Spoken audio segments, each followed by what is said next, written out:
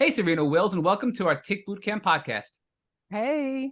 So, Serena, before we get into your really cool background story and your story of hope in the Lyme community, I just want to introduce Taylor Brune as my special guest co-host. I have to admit, I'm really happy Rich isn't here tonight because we interviewed Taylor almost 4 years ago on our podcast. She was episode 24, A Beautiful Heart in Bloom, and she really is a beautiful heart. Rich and I bonded with her. We've liked her ever since. We've become friends, and we're really happy to have Taylor back to co-host on this podcast. So, Taylor, welcome. Oh, thank you so much for having me. I feel like this is going to be a great episode, and I just feel really blessed to be able to be a part of this. So, Serena, let's talk about you. Being a fellow New Yorker, you grew up in Queens. We're in Long Island, right? So tell us what life was like as a kid growing up in Queens in New York City. Oh my gosh. So yeah, it's really great memories. And I tell people when I go home, New York will always be home.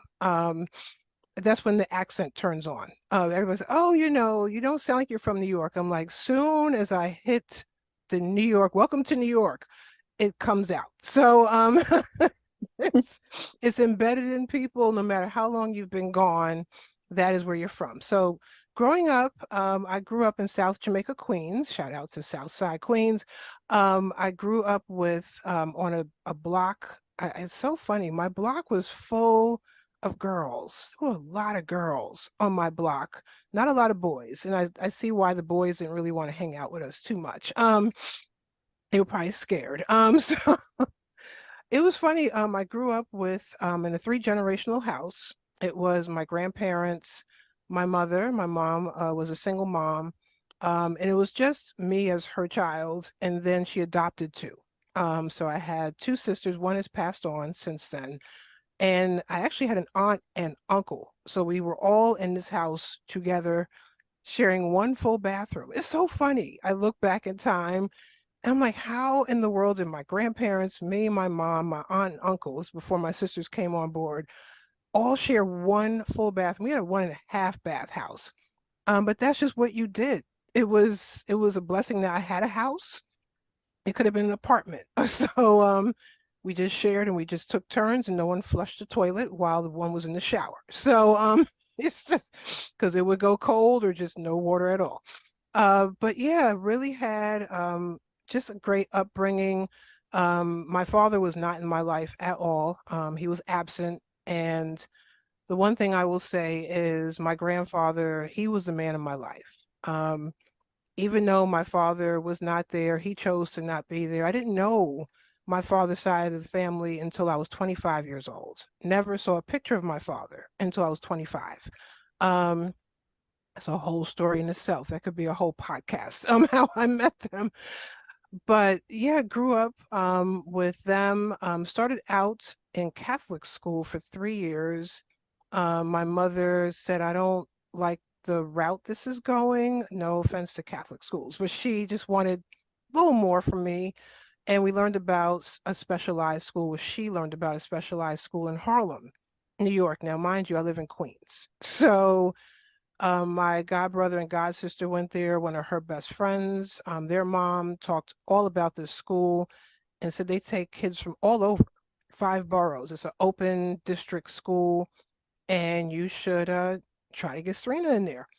And we applied. Well, she applied. I did a visit, and from third through 12th grade, I was in Harlem, going to school in Harlem from Queens. So I commuted back and forth. Serena, for our listeners, can you share, is that a long distance, or is that, because people that aren't from New York aren't going to understand Oh what that yeah. means? Oh yeah. So let's just say this. When I got to the older years where I was able to commute on my own, I would take a bus and two subways and then walk 3 blocks. So it's probably why I'm not a morning person right now. I used to have to wake up really early in the morning. And I remember in high school, for example, Spanish class started at 8 o'clock in the morning in Harlem. And we're also now talking about we're commuting during rush hour in New York. So I'm on the E train. You're probably familiar with all these. The E train to the 6, get off the 6 at 103rd Street, and then walk 3.5 blocks. And I used to I took the same bus every day because I knew I wouldn't be late for school. So I would literally have to leave the house at 6 something in the morning to get there by 8 a.m. And then when it was 8:30, 9 o'clock, I was able to leave a little later. So my goal in life when I got to college was I do not want early morning classes. I'm done. I'm over it. And I was only 18, like I'm over it. So it was quite a commute, and that was when the trains were working on your behalf. For those who are New Yorkers, we know the subways can be on our side and they also cannot be on our side. So that was when the trains were on your side and you got to school on time. But there were some of us commuting from Staten Island. They would take the ferry over to Manhattan, then take the subway all the way uptown to Harlem to get to school. So we were coming from all over. Wow. Serena, tell me, so throughout your childhood, up until the time you were, essentially out of high school or 12th grade and before you were thinking about college, living in New York, especially being in Queens and commuting to Harlem, were you aware of ticks and the risks that they bring to the humans when they bite us? So were you aware of Lyme disease? Were you aware of ticks and the risks they pose to your health? No, not Not at at all. all. No. I heard about ticks because we had a dog till he passed away when I was in 5th or 6th grade. And I remember my grandparents being concerned because we had this huge bush in the backyard. No matter how much they trimmed that bush, it would just come back 10 times bigger. And my dog liked to go behind and back in the bush, under the bush, and they would always be looking on him because he was a white poodle. And they would always just say, "Oh, thank goodness he doesn't have ticks." I would hear about it that way. And they always made sure as a child, even small, to not go back there. So I was always scared of the bush. So I just never went back there towards it, next to it. And I went camping as a child through my elementary school, the public school I went to, Central Park East 1. We went camping, and I remember they would be heavy on the off spray. Oh my gosh, heavy on the off spray. And I didn't like bugs anyway. So I stayed away, even though we were camping. I was the one like digging and looking for stuff or up against trees. I was always very careful because I just didn't like bugs, period. So, but I didn't know the damage that they caused. I'm thinking, oh, for my dog's sake, and then they would always tell us, be careful of bugs when you go out in the woods. I'm thinking it's just a bite, get it off of you and you're fine. But no one ever explained to us how detrimental it could be if you got bitten by a tick. Now, growing up, were you a healthy child, an average child? Were you sickly? Did you get sick a lot? Just give us some context about what your health was like as you were a child up until you went into college. Yeah, it's really funny. So I wasn't sickly, but I was. And it's funny because we found out what was causing it when I actually got Lyme disease. It's so funny. So I used to always get sore throats every winter, like clockwork, every single month, sore throat. I would be out of school for 3+ days every month from December through March. Um, the other thing was I had eczema, like really like bad eczema from like my neck down. And summertime eczema was just awful. It's sweat, your skin is on fire, and I would be on these steroid creams. But that was the extent of like sickness. I was out there roller skating, bike riding, dancing, running track, playing basketball at one point. So I was very athletic. I was also a shy child, very shy. And really, I just didn't feel comfortable around a lot of kids for some time. I would be glued to my mother's hip, as they would say. And when I got to Central Park East 1, the school in Harlem, my principal at a parent-teacher conference told my mother, we usually give each child a journal per semester, and we've given your child a journal per month.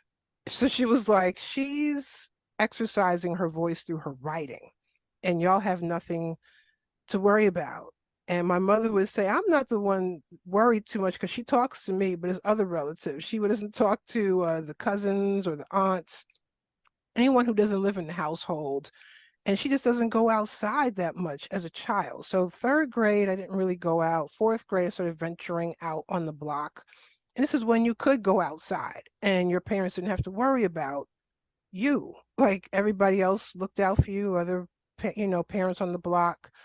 But yeah, I was very active, really active as a child, but always dealt with eczema and sore throats all the way up until I got Lyme disease. So we're going to get into what was causing those symptoms once we get to your diagnosis and once you unraveled what the cause was. Yeah. But I just want to stop and take a moment to talk about a public service announcement we can share, because we have people reach out to us all the time saying, hey, I think I might have Lyme, but it's probably not possible because I'm not an outdoorsy person. I don't like the woods. I stay indoors a lot. There's no way I have Lyme disease. Mhm. And I think that's such a false belief that many of us have, because there are so many ways to get Lyme, never mind being bit by a Mhm. tick. But congenital Lyme is real. I mean, so many people now, it's tests and going back with your family history and testing parents, we're finding that a lot of people think they may have been born with Lyme from their mother or their father. And we Mhm. know we can get Lyme and other tick-borne diseases from blood transfusions as well, right? That's becoming more and Mhm. more common as we start to be able to Mhm. identify these things and test people and test a blood sample. So I think it's just a false belief. And I'm glad you brought that up for anybody listening that may be thinking they have Lyme, or maybe they got reinfected, but they don't leave the house often, that it's possible and it's not as uncommon as you'd think, right? Mhm. Correct. So talk to us about, Serena, now the transition from leaving this school that you were in and traveling great lengths to get to every day for most of your life to going to, well, did you apply to college? Did you go to college? It sounds like you may have dabbled in college a little bit. Yeah, so the elementary school was Central Park East One, and then my principal, God bless her heart, she's still alive to this day, and we're Facebook friends and LinkedIn friends. She created a middle and high school. So that was now Central Park East Secondary School, because she said my kids are graduating elementary school, and there was three sister schools. She said, but they're all going back out to traditional middle and high schools, which were huge, huge. And New York public schools, you could go to a high school and it has like a couple of thousand kids easily.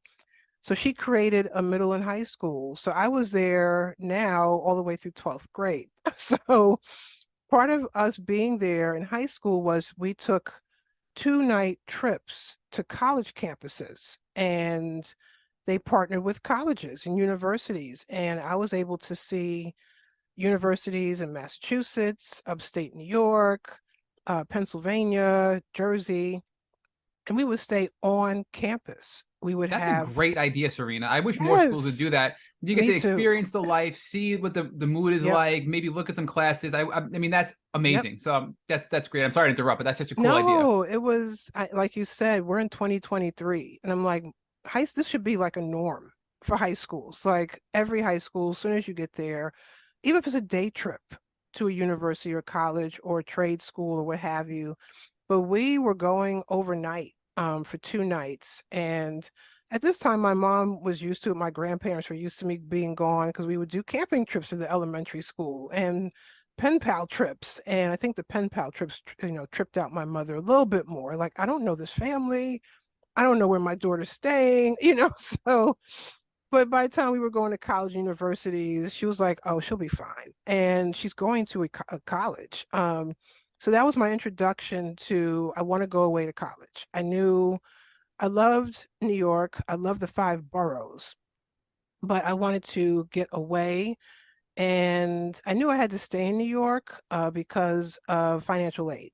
So learned about that too. That was the other thing, part of high school was they actually educated parents on where you got the most money and how to fill out FAFSA forms and all of that. So yeah, I went away. It was actually my school had a really great connection with Syracuse University, the great partnership. And I loved it when I went there, despite the cold. And I was really thankful we took our trip in the winter. They were like, we want you to experience Syracuse for what it's going to be. The real So you can Syracuse make in the real wintertime. Syracuse. Don't come in the summer and like, oh, we love it here. And you get here 2 months in, it's snowing. So I loved it there. I actually went to their pre-college program. I was a junior going into my senior year of high school and got accepted to Syracuse pre-college and loved it. I was in the School of Architecture as a junior going into my senior year of high school. And that's when I started to learn like this is more than just drawing pictures of houses. They want you to know calculus and physics, which I learned quickly as I got to Syracuse. I can't pass these classes to save my life. So, but I still love Syracuse, got accepted, and went away to college. Did you finish up, or when you realized this wasn't for you, did you move on to another school? What happened next? Yeah, I remember having that conversation with my mom and academic advisors saying, okay, let's start talking about a plan B because the School of Architecture requires physics, calculus, geometry was a snap for me, but all of the statistics classes, and I wasn't passing on a couple of levels. I just wasn't passing because I couldn't understand it. But we learned when I was at Syracuse University, I had a learning disability that was never detected. And I said, you know what? I'm just going to be the lover of architecture and embrace it. But I said, but I love Syracuse. I was like, so I don't want to go anywhere. And I stayed there all 4 years, and I was at undecided major for my freshman year. So freshman year, I didn't get accepted to the School of Architecture, but I was taking classes so I could get in eventually. But it was not happening. So I was like, okay, we'll just be undecided. And I was so thankful for my advisors who I am still in touch with till this day. I mean, like we are in contact and I love them. They're like family. As to what is Serena's passions? What is she going to now? What does she love to do besides designing houses and creating houses inside out? Because I did that for part of high school. I was doing architecture in my junior and senior year of high school. Wow. So yeah, we I actually was like, I really love volunteering. I was like, but I'm volunteering, I'm not making money. And they were like, but you can look into the nonprofit sector and make money. So that's where I found my major at Syracuse University through the School of Maxwell, and also through College of Arts and Sciences. And I was a policy studies major, and my focus was health education and human services. And I got into that major in my last semester of sophomore year and absolutely loved it. Loved it. Well, health education and human services, it seems like that's foreshadowing to some of the work that you're doing now. So we'll get there. But I heard Who that and right knew? away I'm Yeah. like, ooh, interesting, right? But I do want to pivot back for a second because you mentioned when you were in Syracuse, some of your counselors and advisors helped you discover that you had a learning disability. Did Yeah. you, when you were in high school or any earlier education, were there ever any hints or tips or clues looking back that maybe you had the learning disability then as well? Or do you think this sort of popped up out of nowhere in college? I never, some people are just not good test takers. So that was the excuse. It was like, she's just not a good test taker when it comes to multiple choice. And she's fine. In my high school, we were more driven towards writing and humanities. And that's why a lot of us graduated really knowing how to like write research papers and everything like that. So when we did tests, they were more written tests until we had to do the statewide exams or the regents exams and all those other lovely names they have for the New York exams. And I would never do too well with those exams. And so my high school embraced the way I learned. So when I got to college, college is a whole different ball game. Yeah. So we're now in 4 or 5 classes. You're moving around, and I realized I wasn't picking up everything that was taught. Like stuff would be missing. And when I would get to the test, I always got confused when it, especially multiple choice. Like, okay, I'm down to the last 2 answers. I don't know which one to choose. And I knew some of the material, but I just would sometimes just choose an answer and move forward. And that's when they started to discover, okay, she knows the material, but she's not passing the test. And there's a correlation here. And thank goodness now when you age out of high school, testing is no longer free for learning disabilities. It comes with a cost. And thank goodness, I don't, to this day, I don't know where the money came from. Syracuse University found it, my advisors found it, but it came out to be about close to $10,000 testing It, me it cost $10,000 just back to then. get you And then, a label of a learning disability. I shouldn't say a yeah, label, but I don't want to say diagnosis, but to yeah, understand you had a learning disability. yeah, it was months and months of evaluations. Now you figure this is the 90s. So I don't know what it would cost now, but this is the 90s, and it was a battery of evaluations, tests, and long story short, even during those evaluations, I was seeing like where the gap was. And then it was actually, this was going on throughout some of my freshman year and most of my sophomore year. And that's when we discovered, okay, she has a form of, it was now back then it was called a form of dyslexia, where they said the letters and stuff are not, backwards but it's the way my brain just had a different way of learning. That's just the way it was. And how can we how could she pass classes with the way she's learning? And that's where the evaluations came in, that's where the accommodations came in. So it was great because with the accommodations, they said we're going to chuck the multiple choice test because that is not her jam.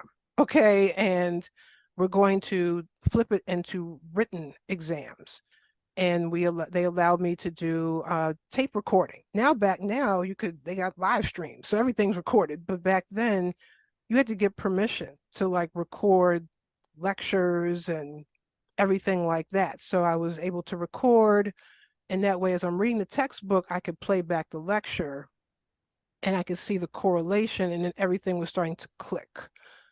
But yeah, like from that point on, I didn't have to do multiple choice exams in college. And that was a dream come true. Now, of course, if you're doing after college, like the GREs and stuff, that's a different ball game. So, but yeah, who knew? Like, who knew? And that's because my high school was not heavy on multiple choice. They wanted you to think, and they wanted you to write and research. And that's where you really get your greatest learning, not these multiple choice exams.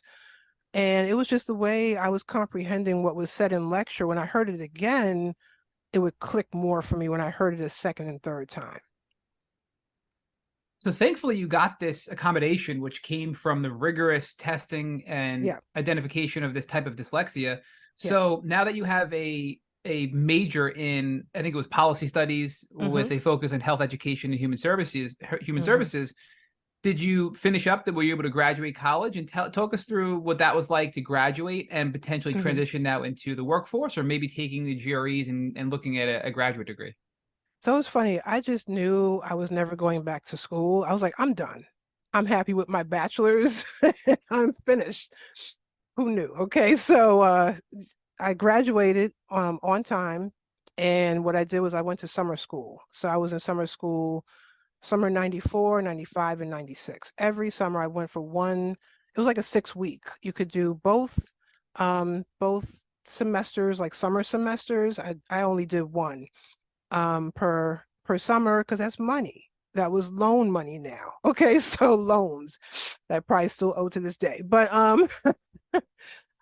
yeah, I did summer school, and it was nice because they had traditional summer school, but they had something called the Summer Academic Improvement Program. So you had more time to do work. It was for students who were trying to get their GPAs up, like myself, and take classes again. So that was a great program that they had at Syracuse. Shout out to the Orange and Blue. I'm so glad they did that because they could have just thrown me into regular summer school and say, okay, just throw her back to the Wolves and let her take this class again. But I was able to take it again with my accommodations. And yeah, graduated with my friends, class of 97. And a lot of us to this day are still really close friends. That's great. So Serena, tell us about what your social life was like at this time. So now you're late teens, early 20s, right? We went through your academic life, but talk to Yeah. us about your professional life. I'm sorry, your personal life. Were you dating? What were you doing for fun? Were you an athlete? Were you a dancer? Just give us an idea as to what you were doing and who Serena is as a Yeah. young adult now at this point. Yeah, young adult. So I continued. So when I was in high school, It's funny because my mom was a professional West African dancer. So I grew up in the arts. I grew up around dancers, visual artists, musicians, you name it. So the one thing I loved about my mother was she never forced it onto me. And she said, whatever you choose to do, whatever you want to do in life, I support you. So we're now talking, we're going backtrack to high school, which leads into young adulthood.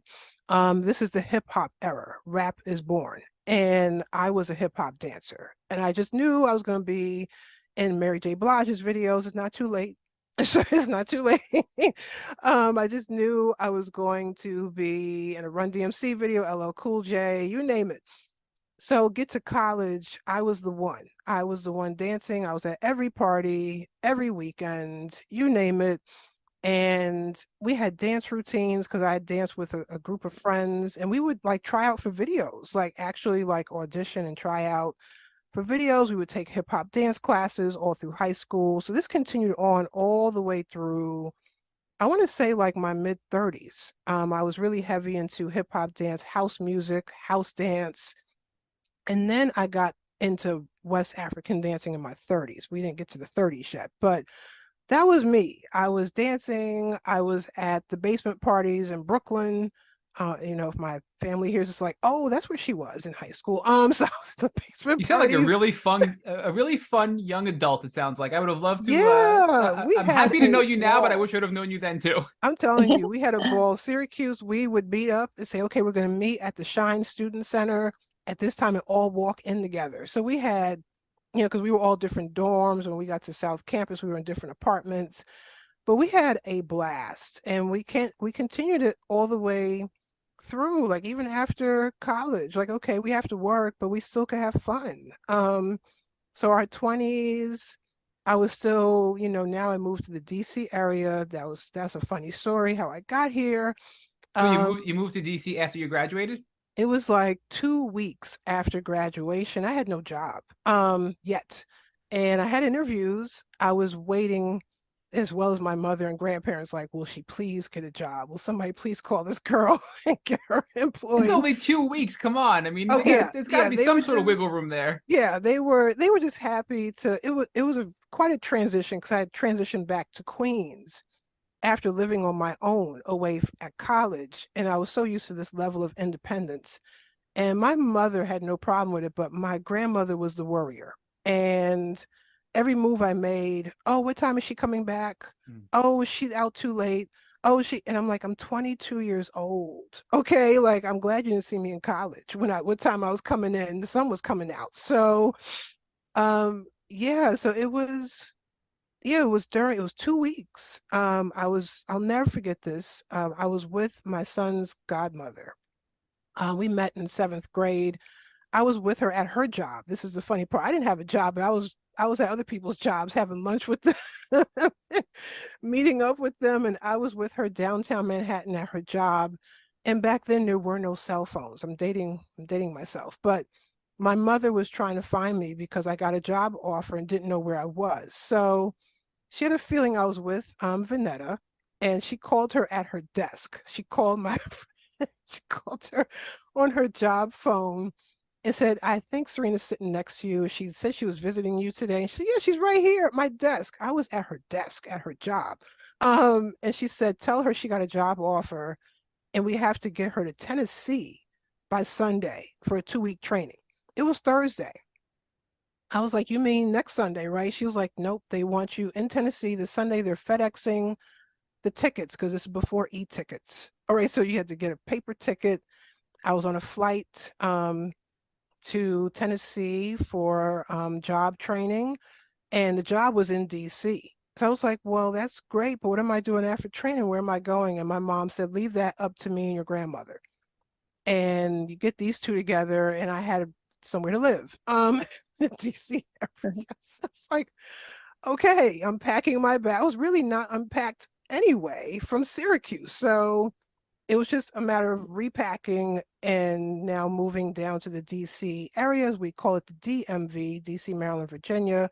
And I lived with my great uncle, which was my grandmother's brother, in Silver Spring, Maryland, for what was supposed to be a summer job. just a summer. And I ended up falling in love with the DC area. And the rest is history. I went back and told my mom, I think I want to stay here. And of course, get my own apartment and got a U-Haul and trucked it down here with a U-Haul with my best friend. Here go Vanetta again. And she's a non-driver. So I had to drive the U-Haul by myself. That was quite the adventure on the Jersey Turnpike. Never driving a truck in my life. And got here. And that was 1997. Well, Serena, walk us through what life was like in 1997 when you're in your early 20s, you graduate college, you're now in Washington, D.C. area. And from that time all the way through your mid to late 30s when you started to get sick and exhibited symptoms of Lyme disease. Just give us some of the highlights from that time period before your illness in your 30s. Yeah, it was great times. My 20s, it was a few of us that moved here that all went to Syracuse. So it was great to have friends that lived here. And then from there, I met work colleagues and we became friends because we were all in our 20s. And we were all about, okay, we could work hard, but we got to play hard. So we would go out on a Tuesday night. I don't know how we did it to this day and still be at work at fresh at 8:30 in the morning. Okay. So Wow. but that's what you do in your 20s and you don't have kids and you Yep. just live free and you have your health and everything. And Yeah. now, mind you, 20s and 30s, like I said, I was still battling the eczema. By then, you're finding different things at work, different skin creams, and you're doing all these like laboratory experiments, I call them, not knowing what all was going on. But 20s and 30s here, it was great times. I started getting the traveling bug, and it's a good bug to have. So my job was like, we want you to go away, and they gave us 3 sites, and you got a region of the country. So I got the Southeast region, and my 3 sites were Lakeland, Florida, New Orleans, Louisiana. You're sending a 20-something-year-old to New Orleans. Okay. And Chattanooga, Tennessee. So I had to go there 5 times per site per year. So now we're talking, I'm traveling. Lakeland's right outside of Orlando. So we were big kids. We would take our per diem money and go to Disney World and Universal Studios. When I went to New Orleans, that's New Orleans. Okay, so the Jazz Fest, Music Fest, French Quarter, you name it. And I'm like, I get to work and do what I love to do, but I also get to travel to cities that I never been to New Orleans. So now I'm here 5 times a year. Okay, and been to Orlando once before that, but now I'm here 5 times a year. And Chattanooga was interesting. I'll just say that. It was very, very interesting. So I will say the highlight of Chattanooga, I went to, I think it's called Lookout Mountain, and you're able to see 3 states. You're able to see the corner of like 3 or 4 states connect on a corner. But beautiful people that I met. And I said, you know what, I want to travel not just for work, but like go away. So I had a friend who graduated from Syracuse with me and moved to South Africa. And I told her, you know what, I'm coming to visit you. So in the year 2000, went out there for 2 weeks and I went to South Africa. I went to Johannesburg, Durban, and then we went up to Swaziland. So that was my life, like traveling, enjoying life. I joined a sorority, Delta Sigma Theta Sorority Incorporated, historically Black sorority.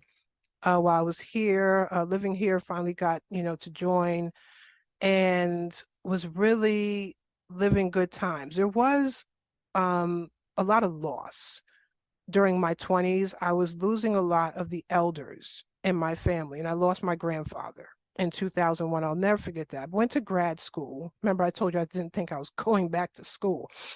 And even he joked and said, I thought you were done with school. I was like, me too. And now I'm taking a GRE exam. Okay.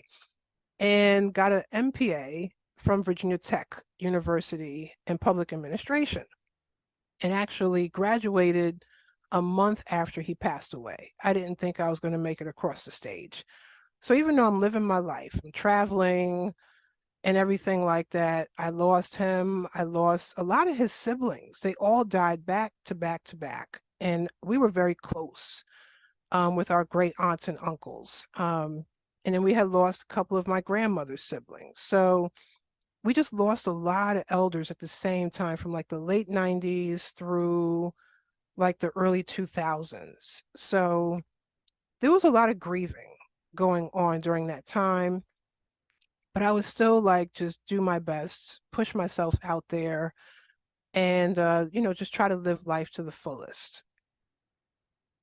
So And I Serena, what? also Oh, mhm, sorry.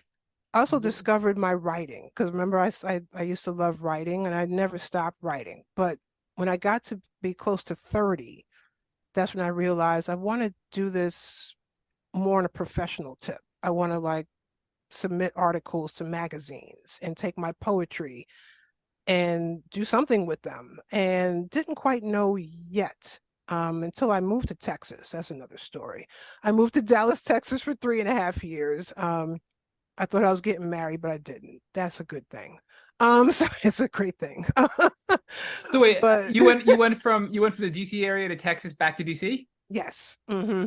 But you got to tell us a little bit about that. So it sounds like you're in a relationship, went to Texas with your boyfriend, maybe slash fiance potentially, and then Remember came that back to that DC. that song, Your Exes Are From Texas? That's how I feel.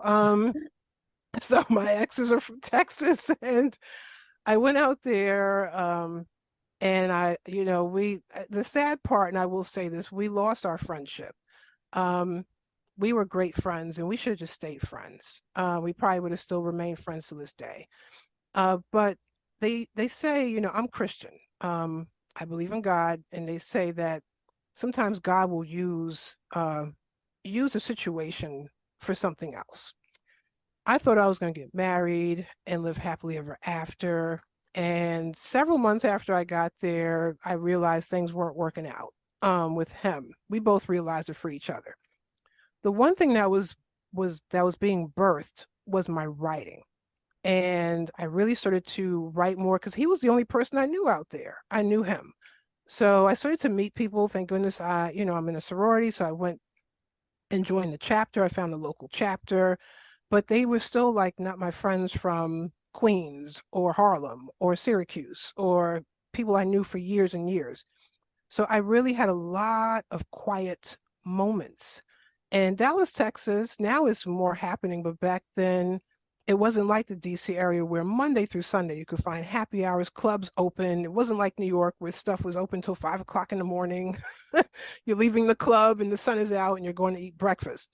And I really started diving more into writing. And that's where I actually first got published, was when I was in Dallas, Texas. And I got published in an anthology, and it was called Gumbo for the Soul.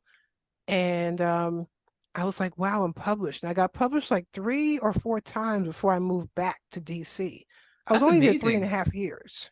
Yeah, Congratulations. That's awesome. thank you. And I was like, this is incredible. Okay. And I wasn't supposed to be with him. Okay. I was supposed to birth my writing and get on open mics and share my poetry. And that's actually where I started African dancing too. I'll never forget my mother and the scream over the phone when I said, Ma, guess what? I found a West African dance class and I took my first class. She was beside herself and said, I've been saving my stuff for you all these years.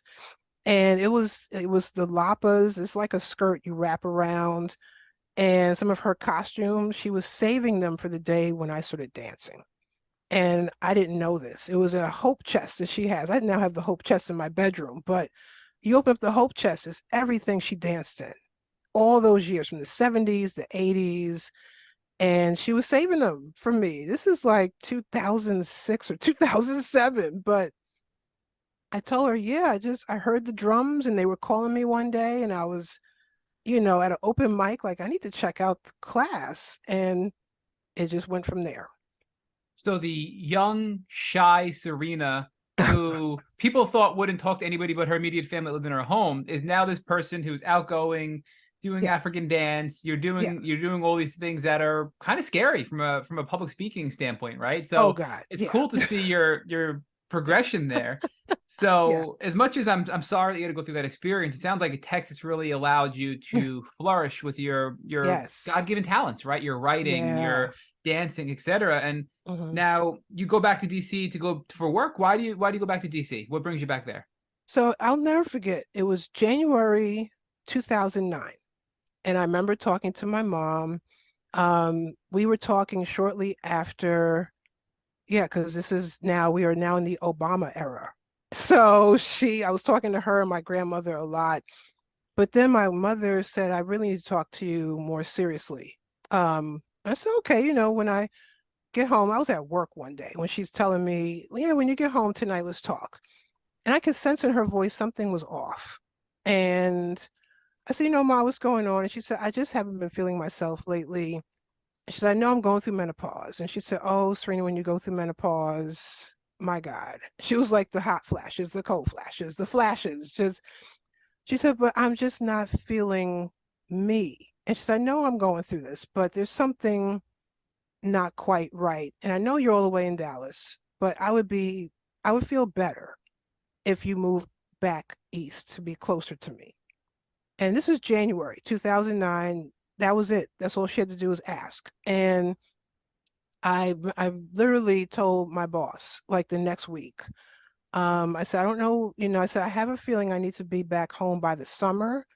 I said, I know this is a crazy resignation, but I resign.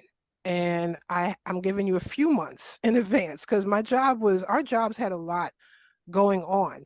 But I said, I need help with this transition. I said, because something is not right with my mom.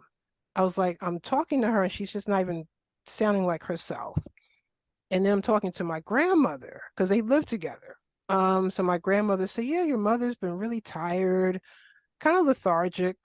She said, yeah, you go through menopause, but I think it's something more than menopause. And she won't go to the doctor. She said, you know how your mother feels about doctors. I said, yeah, I know. It's like just dragging somebody. Like she just never liked the doctor. She always made sure my sisters went to the doctors. I went to the doctor. Everybody else got taken care of. She would not take care of herself. So that's what got me back to the DC area. I moved back July 9th, 2009. Um, and a month to the date later, she was diagnosed with stage 4 ovarian cancer to the Sorry. date. And I'm like, August Oh. 9th, 2009. I'm like, this was the what? And the first time she was diagnosed, it was a really poor misdiagnosis. They said, oh, you have constipation, just take some Imodium AD and go home and you'll feel better. And she said, I think it's more than constipation. So she left the hospital, checked herself back into the ER, and now met with the head of ER because my mom was a really big time advocate. She advocated for my sisters. One has autism, one has severe brain damage. She advocated for special needs children. That was her gift. And she advocated for health and wellness across the board. So she now used her voice for herself. Met with the head of ER. She's in the hospital, sick. And she said, I need to talk to the head of ER. Pointed out the person, the doctor who misdiagnosed her, and said, I was just here a few days ago. And he said, I had constipation. I know I have that, but sent me home. And they never did anything ultrasounds, CAT scans, nothing. They did it that day. And that's when they discovered the tumors. They were in her uterus, they were in her ovaries, they were everywhere. And they could tell at that point that it had already spread to her stomach. That's why she just really couldn't even eat. So August 9th, stage 4 ovarian cancer. And her CA level, which is your cancer antigen level, the normal CA level should be around 35. Your CA 125, hers was in the thousands. Thousands. They were like, we're surprised you even walked in here and that you're even able to talk to us. And she said, well, I can't really breathe well. I can't walk well. She's my legs are weak. I feel chest tightness. And that's because the fluid from the cancer tumors, the cancerous tumors, the fluid was in her chest. It was in her legs. So the cancer was already spreading. And that's why she just wasn't feeling herself all those months. And unfortunately, ovarian cancer, I'm also an advocate for ovarian cancer. It's a very silent cancer and it mimics menopause and other things like menstrual cramps. I mean, women get menstrual cramps. So you think I'm just having my cycle. It could be ovarian cancer. And then 6 months after diagnosis, she passed away. I'm so sorry, Serena. Oh, and it I'm was sorry. just tragic. It's just I was Yeah. only 34 and became her caregiver, her health proxy. And Wow. we had plans. Our plans were, okay, I'm back in the DC area. You're in New York. She was supposed to move here because I'm tired of New York. I want to be closer to you. I want to move me and your sister, Christina, down. And we could get a house together. We could get, maybe a big apartment. And let's have a life, like, let's start a life together. That was the plan. And we were supposed to also go on a cruise because she had just turned 60. And a few months later, I was turning 35. And I tell people I went from planning a vacation to planning a funeral. Well, That's how I felt. It was like, what do you mean stage 4? What do you mean she's inoperable? What are her choices? What are we? And I remember that day when she sat down and talked to me, and it's the talk you never want to have. And it's this is what I want you to do when I pass away. We never had this conversation, Serena, but we have to have it. And I'm sitting there just taking it in because I have to. And I said, what do we tell Nana? So she said, I will tell your grandmother I have cancer. She said, I don't want to put that on you because she's already lost 2 daughters. I had 2 other aunts and they already had passed away years prior. So she said, I have to tell her, but I'm going to fight and do what I can to try to beat this thing. But 6 months later, February 19th, 2010, she passed away. So sorry. Yeah, thank you. Thank you. So yeah, So that Serena, was life. That was like, I'm there's back a in the DC area and this is happening? Like, really? I mean, Yeah, there's a tremendous amount of loss in your life from the time you were young all the way yeah, through the time you're now your mid-30s with your mom, right? You yeah, mentioned a lot of elders and a lot of yeah, just, constant loss and sadness. yeah. And you had some underlying condition that we're going to get to in a little bit. Hmm. But tell us about, so now you're 35, right? We know Yeah. that you started getting sick when you were 37. Walk us through, the what happens next, what your early Hmm. symptoms were, and your Lyme diagnosis. Let's kind of walk through that part now, because Yeah. I can't help but wonder, a lot of these things with loss are immune dysfunctional, right? They weaken Yes. your immune system. They've been Hmm. impacting your emotions. And I'm not saying that it's in our heads. I know I enough people know. tell us it's all in our heads. Lyme Hmm. disease is not in our heads. yep. But Yeah. when we go through loss and tragedy, it weakens our immune system and makes us more susceptible to Lyme disease to become even more Yes. sicker, right? So I see Yeah. the stage being set here for what's about to happen in your life. So walk us through Oh, that. Your yes. mom passes, and I'm so sorry, right? And Yeah. then Thank you. shortly after, you're sick and you're diagnosed with Lyme disease. And then, like, to rewind, like I said, I met my father's family. My father's side in the year 2000. I was 25. I had missed meeting my father by 2 months. He passed March 2000. I met my family May 2000. And they were like, he just died. I was like, what? I never met him. I finally am close to meeting him and he's gone. So 35, no parents. Okay, and my grandfather's gone, and other Oh, elders. And my sister passed in 2007. My sister's name's Ayana, and she was born with severe brain damage by my aunt, who had passed in 1983. And my mom said, I'm going to take her home. I'll adopt her. And the doctors said, oh, she won't live past the age of 2. And my sister lived to be 24. So that was my mom's love, keeping her here. So we lost Ayana in 2007. 2.5 years later, I lost my mother. So I'm like, okay, can the grief train stop? Can it just stop? yeah. Now, the good news that did happen between that and Lyme, before I get to Lyme, is I had my son. So didn't know he was not in the plans at all. So he was not in the plans. And I have my sister Christina, who has autism. And me and my grandmother became her co-guardians December 2010, after my mom had passed months later. The next, actually, no, that night. So yeah, the same night, my friend Vanetta said, I think you should take a pregnancy test. I know you said you're stressed, you're grieving. I think it's more than that. I was like, oh, whatever. I'm going to take this test. I'll be fine. And I'm going to have a glass of wine afterwards. And the test came back positive. I said, whoa, I'm I'm pregnant, and my goddaughter at the time was screaming, "Oh, I'm so happy!" And I'm like, "What?" I lost my mother several months ago, and I'm pregnant with a child, and I became a guardian to my sister. So how do I get two dependents in less than 24 hours? Okay, so that was the joke that the family had. You just gained two dependents in less than 24 hours. But so there were some blessings in the midst of it. But my son was super young when I was bitten by a tick. So I was the active mom. Like, I was a marathon runner, Yep. running 5Ks, 10Ks, doing the full half, marathon, full marathon, African dancing, traveling.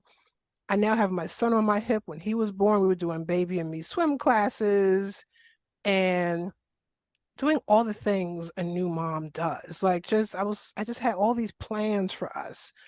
Never a plan to get bitten by a tick while he was only 13 months old, and just life unraveling. So I remember being out on a run with him. Well, before the run, I was actually at African dance class. African dance class is an hour and a half to 2 hours long. And I remember only getting through maybe 25 to 30 minutes of class, and I was out of breath. And I was like, okay, I know it's ragweed season here, but I've never been short of breath like this. Like, it was a little scary. And, my teacher said, maybe the weather is changing. It's late September, almost early October. Maybe you have just a chest cold or something. Just sit out, take it easy. I'm like, all right, fine. And then later that week, it's a typical run for me. I went for a 6-month run. And during the 6 months, no, no, a 6 mile run, 6 miles, sorry, a 6 mile run, which was typical for me. And I was out of breath at mile one. And now I had my son with me in the running stroller, because I had the running stroller. I was ready to go. And I am really out of breath. Like, runners are stopping on the trail and they're like, "Are you okay, ma'am? Are you okay? Because you don't seem too good." Like, that's how out of breath I was. And I'm trying to like think, like, why am I out of breath? I'm just trying to like recap what happened in those 2 weeks. So I went back to a week or two prior, still not putting it together.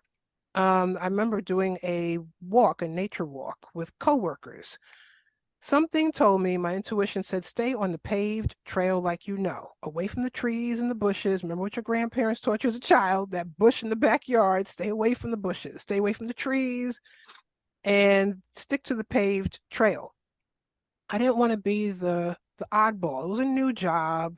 It was at a high-end performing arts center here in the DC area. And I'm like, well, they're going on a nature walk, and I could still use this as part of my training. I was training for my next marathon.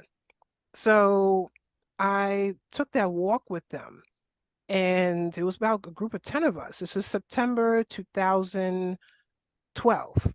And I remember rubbing my right arm rubbed against like a bush sticking out. And I remember feeling something on my arm, not knowing it was a tick. And it looked like I have like a beauty mark on my arm. We don't call them moles, we call them beauty marks. So it was a little black beauty mark that's still on my arm, and it was next to it. So when I looked down one time, I thought it was just my beauty mark. I said, oh no, wait, there's something next to it. And I remember pulling this thing off and, just going about my business. It was a little mark. I said, it was just probably a little bug. I'm okay. But I was Yeah, just, how long was it on your arm for, from the time you went on that nature walk until the time you found it on your arm? it was like the walk was ending and we were out for like a couple of miles. So came back to work and I'm like, oh, what is, this thing is like, it was like my arm was a little itchy. So I was like, oh, this thing is not coming off. So I remember removing it, just like taking it off and not knowing it was a tick, because of course you learn about how to remove a tick. Well, I didn't know it was a tick. So I'm just pulling it off my arm and business as usual. And I remember that weekend I had to work and we were outdoors and it was really chilly out. And I remember I developed this unproductive cough. It felt like there was something rattling in my lungs, but nothing would come up. So that's why my African dance teacher said, well, you said you were out for work, so maybe you picked something up. The weather is changing. So everybody contributed to the weather changing and allergies, and it's getting colder, and not doing like doing the math and going back in time saying maybe it's that bug that was on me that's doing this, because I'm not thinking a bug of that size could cause shortness of breath, unproductive cough, rattling in the throat and the lungs.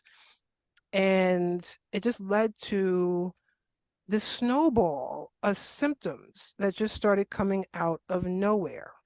But Serena, even if you were aware of ticks and Lyme disease and the risk they pose to your health, and they would create those types of symptoms, the standard that's out there is a tick must be attached. I mean, I'm literally reading off a Google search from the CDC website. A tick must be attached for 36 to 48 hours or more in order for Lyme disease to be transmitted. Now, a lot of studies have proven otherwise, and there's still a lot of debate out there, but you were at most bitten for a few hours, ripped the tick off, and you contracted Lyme within a few days. You were having symptoms, right? So I think that's a really important note, because there's a lot of misinformation about Lyme disease, the time it takes for it to be transmitted for a tick bite. And you know, not only in the chronic Lyme world, even the acute Lyme and the tick bite world, there's a lot of discrepancies, right? So I think that's an important note to highlight there. But why do you think it took so, you know, it's so odd, right? I often tease that Rich likely has had Lyme disease and his immune system is managing it. And, you know, Dr. Rolls thinks that he's convinced that most of us New Yorkers have Lyme disease, but depending on our immune systems, our pre-existing conditions, and what other pathogens our immune system is managing, some people can just manage it and never get sick, right? So why do you think it took only a few days for you to become symptomatic after the tick bite? Do you think it was all that loss and grief causing you to be immune compromised, and possibly some other things that were kind of, you know, always simmering at the base before you got Lyme? Yeah, so I remember when I finally met my doctor, I was referred to an integrative health doctor after the numerous misdiagnoses. Numerous. I was misdiagnosed 9 times before the official diagnosis. And when I sat down with her, now this was November, I met her.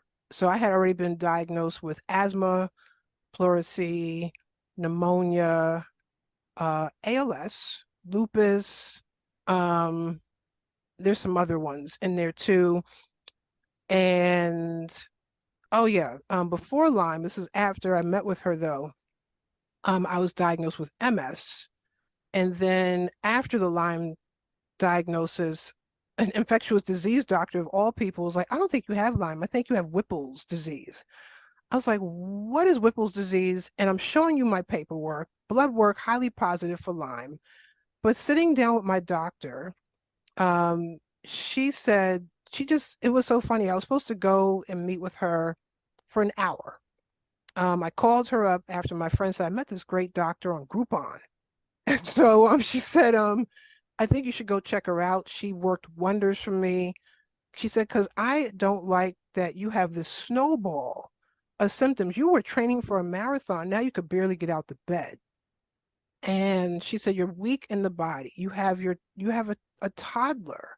You're a single mom. That was the other hit. I'm a single mom. Because me and my son's father broke up. But also the sudden onset, Serena, right? I mean, and I don't know, and maybe Taylor, if you can chime in. For those that don't know, Taylor has a medical background. I don't remember, Taylor. I wish I did. You were a registered nurse, right? I medical assistant. Medical assistant. Yeah. Yeah. So, but what's interesting is, to me, you know, with your medical background, Taylor, I don't know that something like ALS or MS is going to be such a rapid onset of symptoms. Isn't it more of a progression, right? Yeah, and what's so interesting is you mentioning, Serena, that you were diagnosed with all of these different diseases, and you are having it like within the first 2 days of getting bit, and that doesn't happen normally, and especially with certain autoimmune conditions as well as like MS and ALS and all these different conditions that a lot of Lyme patients have been pre-diagnosed, misdiagnosed with. And it's just so it's such a common thread through all of our stories that we have to go through all the misdiagnoses, the the fear, the anxiety, all the negative feelings and emotions, and being Yeah. able to learn how to cope with that, only to Mm-hmm. just be completely misdiagnosed and find another diagnosis, the true Yes. diagnosis, which is Lyme. Yeah. So it just shows the common thread through all of our stories, that that's just an Mm-hmm. obstacle and a specific challenge that we have to all overcome and learn how to overcome, that the Yeah. normal individual with, you know, the normal seasonal flu doesn't Yeah. really have to. And I Yeah. think even though it's a negative, you know, challenge for us, it definitely strengthens you and your ability to advocate for yourself and Mm-hmm. your ability to research and Yeah. not take the first doctor's opinion seriously, but to have Mm-hmm. multiple opinions Yeah. and have, you know, your own intuition and your own physical experience be placed into Yeah. the, you know, situation as well. So I Yeah. just, it's just so interesting to hear this happen to Yeah. you as well. Yeah. Well, what I love, Serena, is no doctor was telling you that it was not Lyme disease. No doctor was telling you that, No. oh, it's just lupus, it's ALS, it's MS. I mean, right? You fought and advocated. And I think this ties back to your mom being an Mm-hmm. advocate and your mom advocating for you and all your siblings. And right, I mean, Yeah. this is something that I think you took on from your family. And Yeah. then from the time you got bit and infected in September, and a few days later being symptomatic, you were diagnosed with Lyme in December, right? December. Despite all of these misdiagnoses. So just walk us through that Yeah. time frame. You started already, but like up Yeah. until the diagnosis, because you sound like you were not having all these crazy misdiagnoses. You were getting to the bottom of it.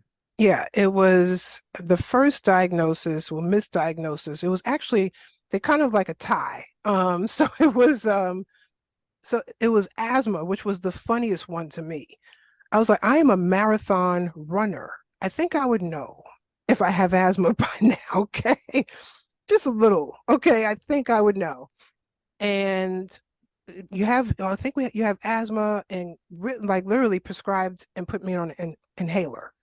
I'm like, okay, I was just training for my next marathon. The next one was, oh, we just think you're really stressed. So you might have a stress disorder. Maybe just take some time off of work. Mind you, I just got the full-time job last month. I don't have time to take off of work.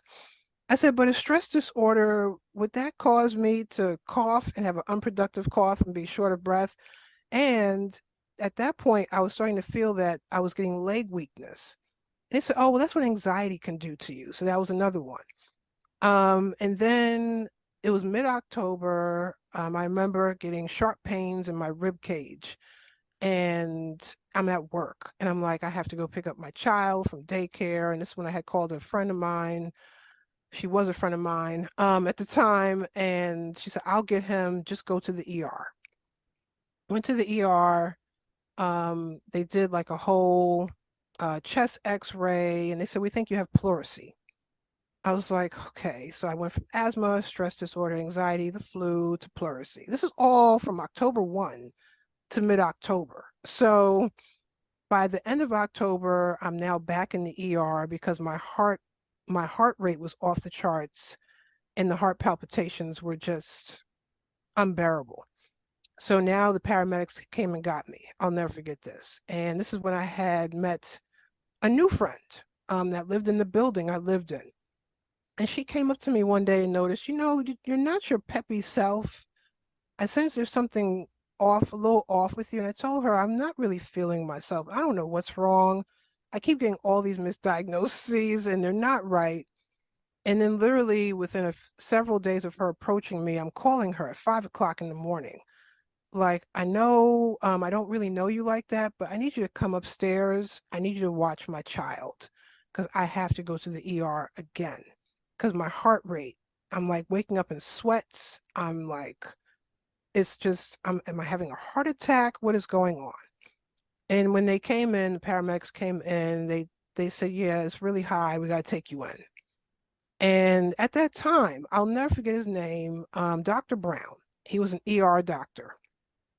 He was the one, and God bless his heart. He said, I did all this blood work and everything is pristine. So he said, this is what I'm getting at. He said, there's something, he's like, it's an atomic bomb that went off in your immune system and is wreaking havoc. It's some sort of infection, some sort of disease, but I can't put my finger on it because I'm an ER doctor. I would need time with you. So I was like, do you practice outside the ER? And he said, I do, but guess what? I'm retiring this Wednesday. Are you serious? I finally found a doctor who's listening to me, and you're retiring in a few days. And I wish I could find him. He said, whatever it is, do not give up.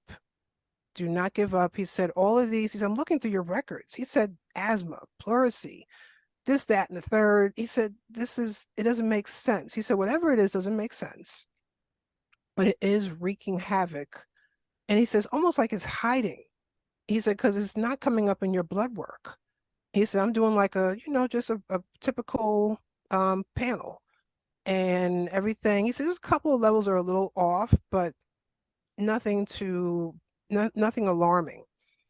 And he said, also, I think your heart rate's off the charts because they got you on all these crazy medications. He said, get off the inhalers, get off the anxiety meds, get off of I was on all these meds that these doctors were giving me, get off the allergy meds. He said, detox your body. And he said, you need to find, your primary care doctor. So I went there and they weren't really helpful.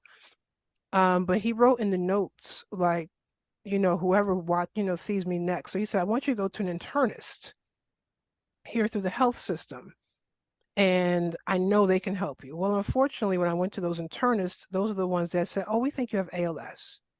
Oh, we think you have lupus. Oh, we think you have. So that was the November diagnoses. Okay. So we have the October ones and we now have November. And I remember calling the week of Thanksgiving. I remember not going to work that day, not knowing that one day would turn into a month. And I called the internist. I said, I don't feel well. Can I please come in and see you? They were like, go to the hospital, because we're taking off for Thanksgiving. I mean, like, just like I came from the ER and they're telling me come to you. So I knew I never want to go back there again. And that's when a good friend of mine reached out to me on Facebook in the middle of the night and said, I want you to reach out to my doctor, a doctor I found on Groupon, and call her up, tell her I referred you. And she said, call her like tomorrow, Serena. So I called her. It was a Tuesday before Thanksgiving. Thanksgiving's in 2 days. I'm supposed to go to New York to see my grandmother and family with my child. And I'm feeling like I need to be in the hospital. And I'll give her a shout out, Dr. Mines, Mines. She's out of Washington, D.C., an integrative health doctor. She said, I have an opening for this afternoon. Can you come? I said, yep, I can come. And she said, we can meet for like an hour or so and just see what's going on. We met for 4 hours. I was there until 7 o'clock that night. And she said, I can't put my finger on it, my dear, but I'm going to be by your side until we figure it out. I'm not going to leave you. Oh, good. And I was in tears. I was crying in her arms by the end of the night. And I said, I really feel like I'm dying. And she said, you're not going to die on my watch. You have too much work to do. And she said, whatever it is, we're going to figure it out together. But from that day, this is a 4-hour meeting, 4 hours. Okay, she gave me a vitamin IV infusion. She said, whatever it is, we got to boost your immune system. She said, vitamins don't hurt anybody. She then said, tell me about your history. So that's when I started talking about all the loss. And she said, my God, she was like, that would make you sick alone. She said, I lost count how many people you lost and how many close people. They were really close to you. And she said, then on top of that, you went through a horrific breakup with your son's father. You weren't seeing that. You didn't see that coming. You went through a couple other breakups, but that's a major one. Became a guardian to your sister. That's not horrific, but that's a lot of stress because your sister has autism. She needs a lot of care. She said, and you're working at a job that's not really paying you well, and you're in the 3-month probationary period, which means you're not getting paid to be out of work. So she said the stress overload is deafening. She was like, it'll make anybody sick. So she said, whatever you have, I really believe the loss, the stress, has just magnified it tenfold. And she said, you have a couple of other things happening with you. Because she said, you told me about your allergens, you told me about the sore throats, because you were like, oh, wintertime is coming. I cannot go through the sore throat season. And she said, I'm looking at your skin and you have eczema. So she literally, from that day, she said, I want you off of the gluten, dairy, alcohol, refined sugars. She had this whole list. And I'm like, excuse me, Thanksgiving is in 2 days. I want to eat biscuits. Okay, I want to have a glass of wine. She said, this will be your last week. When you come back from New York, she said, get to New York and see your family, because I have a feeling when you get back here, we're going to go to battle. She said, because I am not going to stop until I figure out what's wrong with you. And then we're going to figure out how to get you better.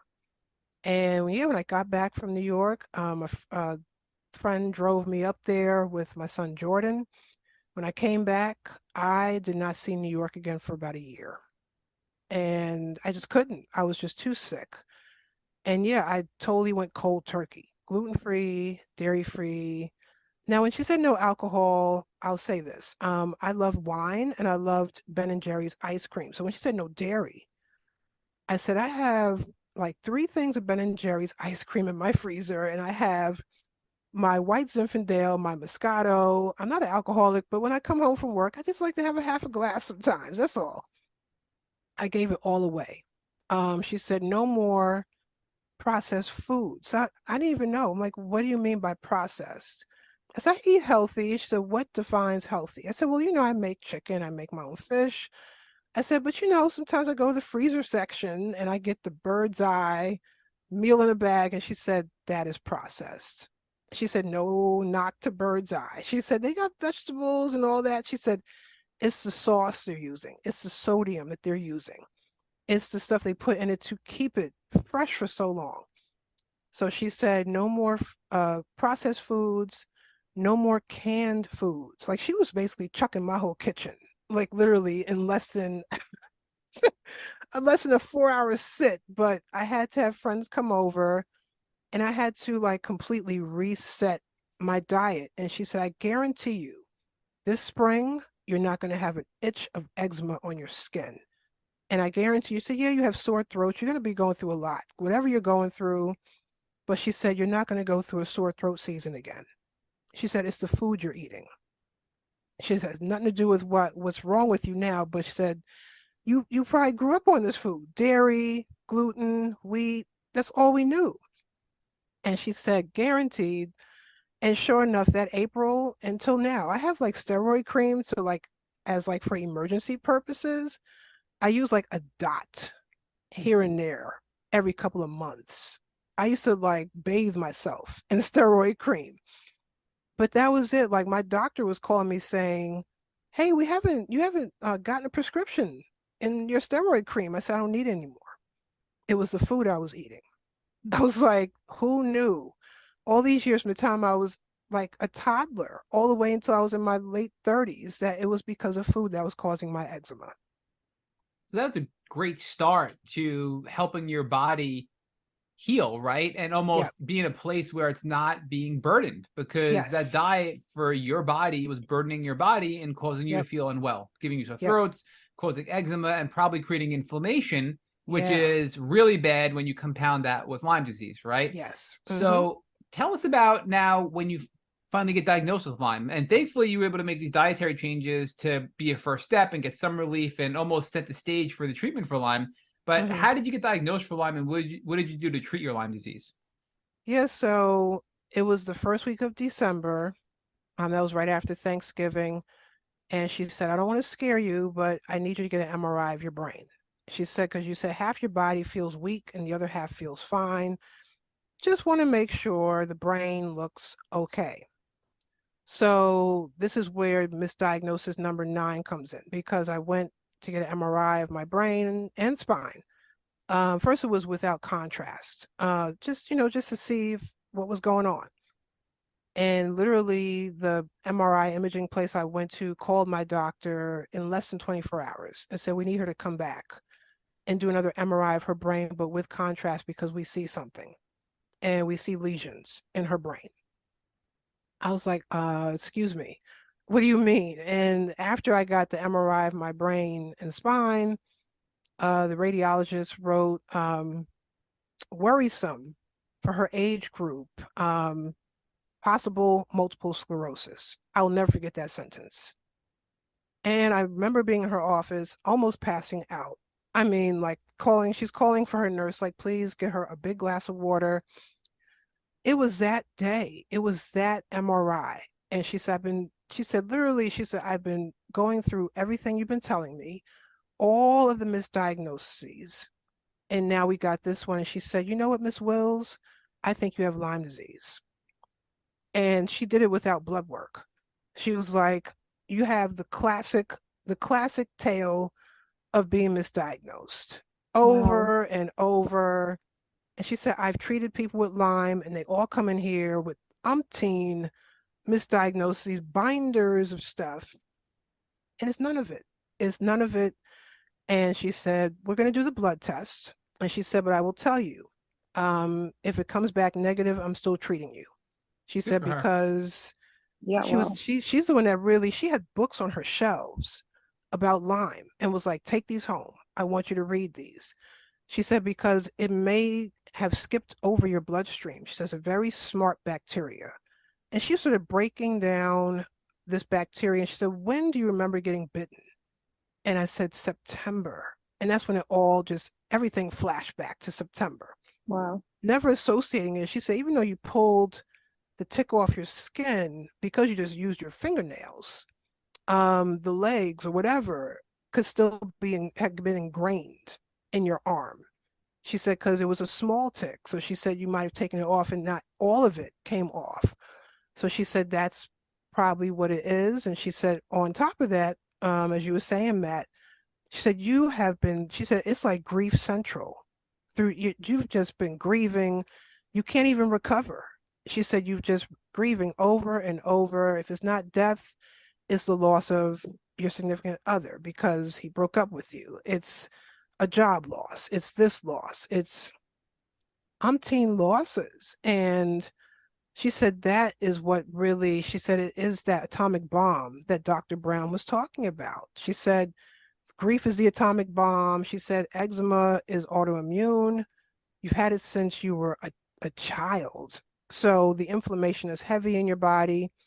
And even though you're physically healthy, you're running marathons, you're working out, you're dancing, you're traveling, you've been battling health stuff for decades and unaddressed.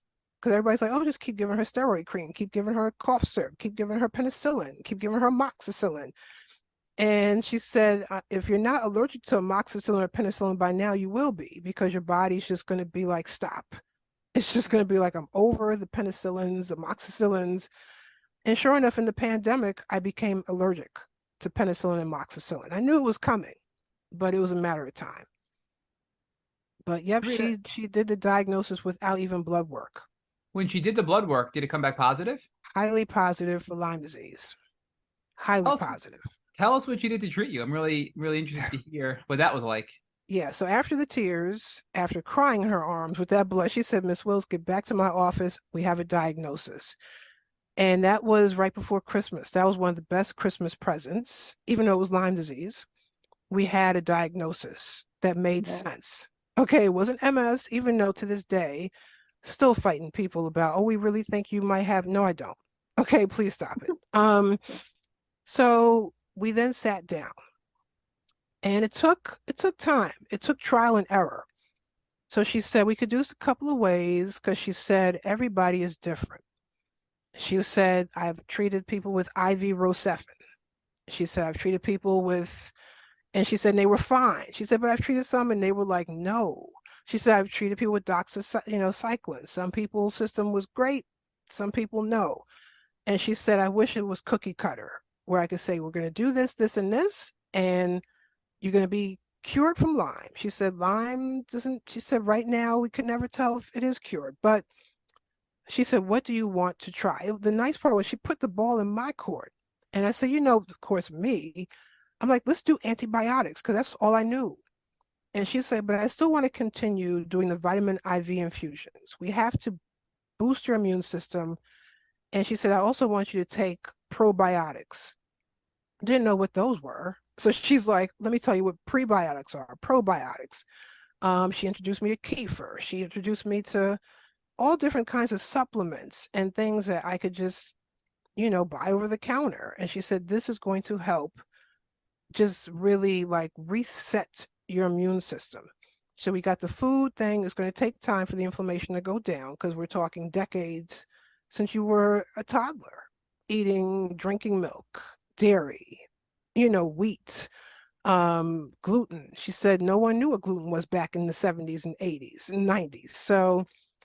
So we first started off after, doing the vitamin IV infusions. We did that for about a month, and we started off with doxycycline and IV Rocephin. The doxycycline made me feel like I was having a panic attack every hour on the hour. I was like, I can't even function. Okay. So she said, stop the doxycycline out. So we were just like going through what was working. The IV Rocephin seemed like it was working at first, but the die-off was horrific. Now, mind you, I have a toddler. My child is 1.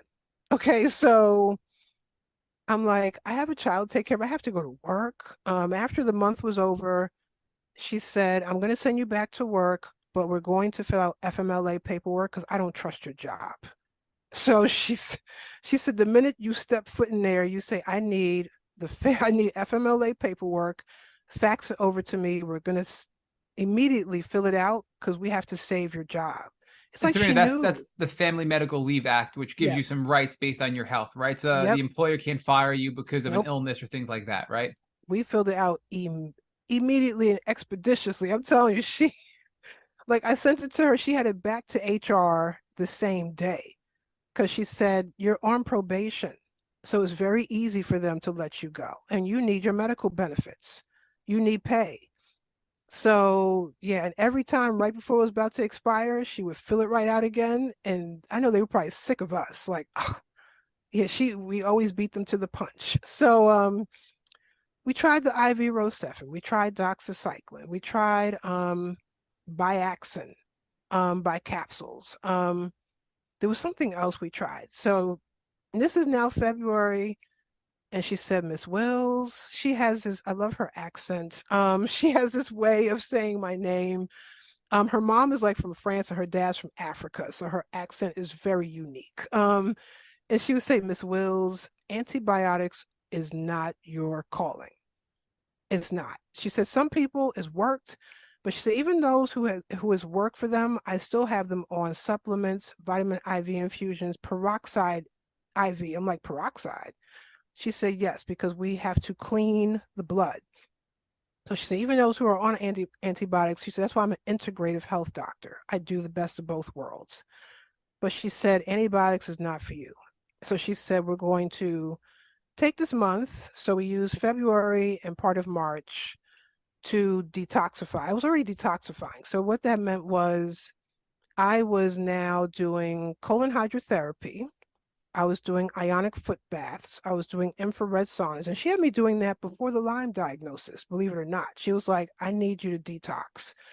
And thank goodness for the HSA and the FSA card that you get with work, the flex spending account. And I was like, we're just going to have to put it all on there. And that's what we did. And then I was seeing a neurologist. And she said, you do have lesions in your brain.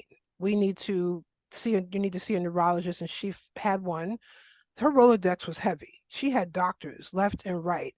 And she said, these are people I trust and I know. And they're not going to turn you away. They're not going to think you're crazy. And even that neurologist said, I don't know how to treat Lyme, but I'm going to do every test under the moon, star, and sky for you to rule out other things until I find a neurologist that does know Lyme. So he stuck with me for a few months, and he did. He found me a neurologist that knew the difference between Lyme disease and MS. He knew the difference between Lyme disease and Parkinson's or anything. But yeah, we started but it was March of now 2013. She said, we're going to do vitamin IV infusions and peroxide infusions every week, twice a week. So I got 2 IVs a week. I got IV treatment for 14 months. And she said, we're going to keep detoxifying. We're going to keep using the supplements. But she said, neurologically, she said, there's something I'm thinking of, but I want you to see the neurologist that knows Lyme. So I saw him that May. And this was the great news because seeing neurologists is not easy to get in there. So we're talking months sometimes. So the first neurologist said, just call and make the appointment. I know it's going to say like October, November, and it's April, but just make the appointment and tell me when your appointment is, and I'm going to get my front desk to go on the back end, and I'm going to have them call over to that front desk. So it was like the meeting of the minds, and his front desk called that front desk, and all of a sudden I'm getting a call back, and it's like, oh, we can schedule you for May such and such. I was like, what? How did I get from October to May? So I was like, not going to ask questions. Okay. So I started adding to my team. I now have a neurologist that knows Lyme. I found an herbalist and nutritionist, and I found them through the Healing Well, which is a great website. Shout out to the Healing Well. I met lots of people in the Lyme community there, and they said, you should try herbalism, and you need a nutritionist. You already know about all of the dietary restrictions you have, but how to gauge a Lyme diet. And because even your gluten-free, dairy-free, you still can't eat everything. So I met an herbalist and a nutritionist. It was once the Thai Sophia Institute and is now Maryland University Integrative Health, not knowing that's where I would end up going to grad school. So I was a patient before a student. That's my story. And I met with them. So now I have a combo going. I have IVs, I have herbs. And that was another trial and error. What's going to work for her that's not going to slam her and make her feel like she is like dying again because of die off or what have you. And I tried a lot of stuff. Cat's claw and what's it, Christopherus, or however you say that. All kinds of herbs. I was introduced to olive leaf and teasel root and everything like that until we found what worked and we started using teasel, 1 drop at a time. I was the one that had to just do 1 drop and work my way up. Same with olive leaf, because it was the herbalist and the nutritionist who said, I think you have co-infections. She said, even though the blood work is not coming back, she said, I think you have Bartonella, I think you have Babesia, and a couple of others are in there. So she said, you may need to add another doctor to your team that really knows co-infections. So through the Healing Well, I found a naturopathic doctor. And that's what she said, yeah, you have Bartonella, you got Babesia, and at one point, mycoplasma. On top of Lyme. So they were like, you had all of this, and it was a lot going on. So I have now a neurologist, an herbalist, nutritionist, a naturopathic, an integrative health doctor, and I had other colleagues now where I worked at who told me about their chiropractor. And they said, you need to see him. He's the truth. He's a healer. And they were like, you will love him. They said chiropractors get the wrong reputation. They were like, they're not just there to crack backs and send you home. So I now had a chiropractor who is still in my life. A lot of these doctors are still on my team to this day. But yeah, my chiropractor, I saw him 2-3 times a week, and he was helping to heal the central nervous system. He's like, that's what I'm here for. He knew all about supplements, and he's the one that introduced me to essential oils. And I was like, who knew? Okay, so bring it on. So I had an array of things. And the neurologist, he capped it off with, I want you to try 4.5 milligrams of low dose naltrexone. He said it gets a bad rap because it's used for opiate use, like people who are getting off of opiates. He said that's the high dose. He said low dose naltrexone that's going to help with your healing. It's going to help your body heal at night. And he said the only side effect are vivid dreams and good sleep. I said, I'll take it. All right. So I was on a host of things, herbs, low dose naltrexone, IV treatments, but also like the diet, keeping the diet in place, really getting rid of stress was a big one. I had to get rid of stress. That's hard when you're working at a stressful job, a job that's not really paying you well, where you feel like you're on the chopping block because of your sickness. When you are in child support court because you're not getting the right amount of money from your child's father. It's like, why am I fighting you two? So there was a lot of stress. And then I started noticing friends were shifting. So I had friends, I think we were talking about this before the show, they were in my life. And all of a sudden, literally a quote from one was, I can't handle your situation. And I was like, whoa, I can't either, but I have to. But what do you mean? And the tears that were flowing, because I knew this friend for 30 something years of my life. We grew up together.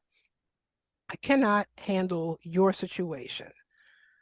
I was like, wow, okay. All the times I was there for you and you can't handle my stuff. All right.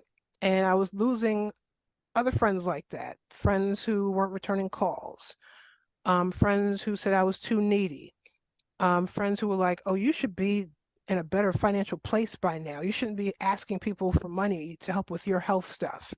I was really learning a lot about some people. And I said, this is the stress my doctors are talking about. And as friends were letting me go, I had to accept being let go. And that's where therapy and counseling came in. I was like, I need a therapist and a counselor just for the Lyme disease, but I'm getting cut off left and right by friends who I thought would be my ride or dies. And they are not. And that was hurtful. That was more grief, more loss. Yes, So that was Serena, part of the treatment. Is both physical, but it's also a mental and emotional and spiritual. for sure. Yeah. This is a multifaceted treatment, right? But Yes. did you find that the low dose naltrexone, was helping you? What were the things? And also, let's talk more about the essential oils. Were you using essential oils? Well, I guess I should focus on one thing at a time, right? That'd be helpful. So, talk about the LDN. What do you think that was helpful for you in your treatment journey, and what kind of impact did it have on you from a symptomology standpoint? So I still take low dose naltrexone. Years later, it's 2023. So we're going over a decade. I will say this. I remember when I started taking low dose naltrexone that June, and it was by August. I remember I kept a log, a journal. I'm a writer, so I have a journal of all my symptoms. All, yeah. So Taylor's like, yeah. Yes. And I'm like, this is madness, how many symptoms I have. And I remember if I didn't feel them for so many weeks, I'm like, maybe I could check it off. Maybe I could cross it out. Okay. I remember with the LDN, I remember between June to August, 4 symptoms dropped. And I was like, I went from 18 to 14. I'll never forget that number. And I was like, okay, I'm just going to do a check. I'm not crossing them off yet, just a check and see if this is what it is. And yeah, if you ask me what those symptoms were, I can't even tell you, but those symptoms never came back to this day. That Wow. was August 2013, and I never, knock on wood, it's been over a decade without those symptoms. I was able to sleep better. So when you sleep better, you can heal better.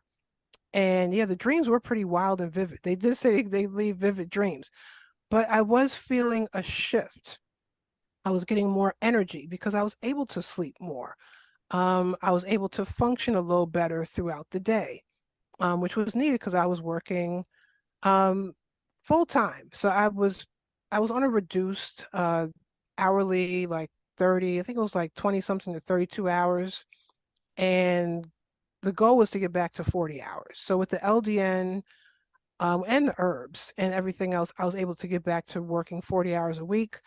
It didn't feel like that because I was in the doctor's office every week. So, so it's like I'm working, but not working. Okay. But I did see a shift and a difference. Insurance, they don't cover it.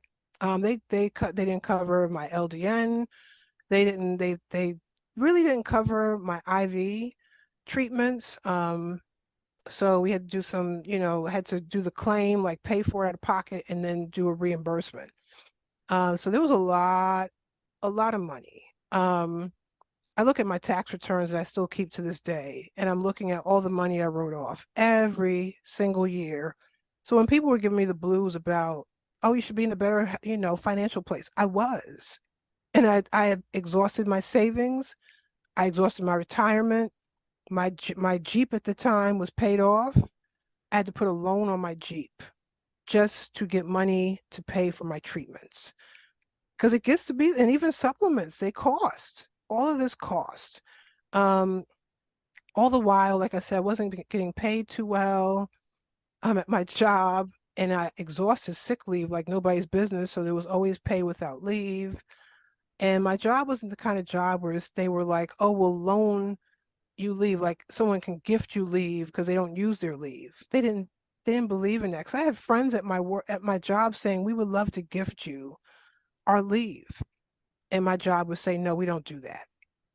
So it was really yeah, I really went through a lot of stress at that job. And I will say, when I started to feel a lot better over the years, so we're now talking some changes happened at the job. I always felt protected because of FMLA, but it got to a point where I said, you know what? I no longer pretty much qualify because I'm back at work 40 hours a week. I'm still symptomatic, but I'm able to hold my own. And literally, the last FMLA paperwork went in, let's say December 2015. It covered me for that year till December 2016. I got let go February 2017. I feel like I had that bullseye Wow. on my back, and they were just ready to just shoot and just chuck me to the curb. But it was a reorg happening, and it was a lot of us let go, but I had a feeling it was good. I was like, everybody said, oh, don't think so negative. I'm like, they've had it out for me since I said I was sick. The emails I got from certain managers was disgusting. Talking about how I'm impacting their life. Hello, I'm sick. Um, I'm sorry your life is impacted. I'm sorry my workload sitting on the desk. Um, I don't even know what I have right now. So how about that? I'm afraid I'm gonna die. A couple of times I really thought I was checking out of here. So in my memoir I'm writing, I literally have a chapter, Death at My Doorstep. That day where the heart rate was off the charts, they were really frightened. They were like, if we couldn't get your heart rate under control, that was gonna be a problem. But yeah, I went through that. But yeah, it was literally FMLA, and I remember even my doctor preparing me. And she said, Miss Wills, I don't know if you have any savings, but I can try to do FMLA paperwork, but you really can, like, you're at a point where, thank goodness. She said, thank God you're functioning. You're able to go to work. A lot of symptoms have rolled off, never came back. She was like, you have these last several or few symptoms that we're still trying to put our finger on to figure out what is causing them. But that's why the FMLA we couldn't fill it out anymore. And literally, yeah, like these between December 15th, I was let go February 13th, 2017. It was like they had it out for me.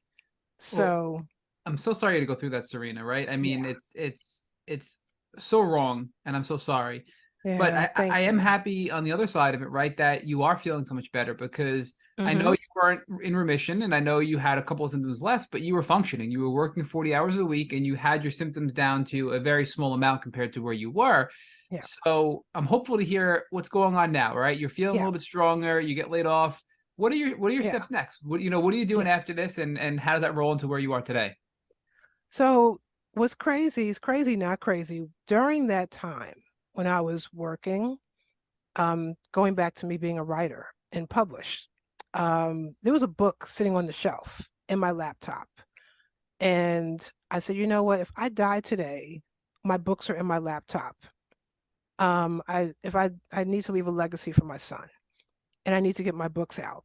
So in the height of Lyme disease, between November 2012 to June 2014, I pumped out my first independent book, self-published. And I did it halfway laying down. I did it while in the IV room, you name it. It was already kind of pieced together, but it was like talking to the editor I had met, the graphic designer, like, I'm really doing this, y'all. This might sound crazy. I am really sick, but I have to get my book out. Pumped out Reconstruction Pieces of Life, Volume 1. That was while I was at the job. So now they let me go. All right. Literally, after they let me go, what symptom goes away? Fatigue. The fatigue symptom lifts. And I'm like, that job was stressing me out so much that that symptom was just clinging on to me until I was able to like not worry about going back there anymore. That symptom went away. I was feeling more vibrant and alive. And I said, you know what? That was February 2017. I said, I'm going to release my second book this year.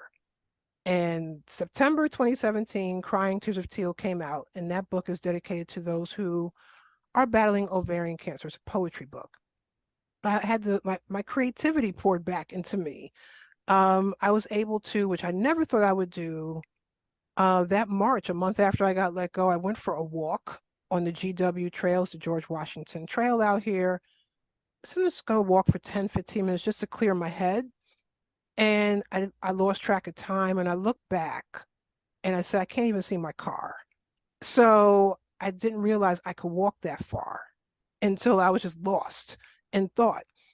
And I said, I didn't even know I was that strong. So I said, maybe this is something I can start doing.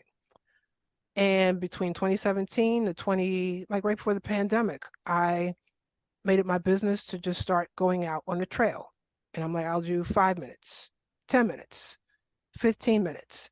And I worked my way up to getting over 3 miles. Now, this is with one of my symptoms. I'm still not in remission. I still have a few symptoms left.